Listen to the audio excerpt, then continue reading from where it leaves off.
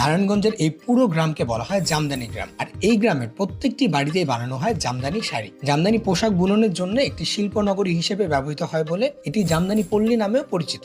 এরকম কয়েকশো তাতে 1000-এরও বেশি নারী পুরুষ কারিগর কাজ করেন এই জামদানি গ্রামে। নারায়ণগঞ্জ জেলার নোয়াপাড়ার এই পল্লীতে যুগ যুগ ধরে তৈরি হচ্ছে জামদানি শাড়ি। জামদানি নকশা তুলতে মূলত ব্যবহার করা হয় মাকু এবং কান্ডুল। এরকম মাকু এবং কান্ডুল দিয়ে এক একটি জামদানি শাড়ি বানাতে তাঁতিদের সময় লাগে 1 সপ্তাহ বা তারও বেশি। কখনো কখনো এটা ছাড়িয়ে 1 মাসেরও বেশি সময় লেগে যেতে পারে।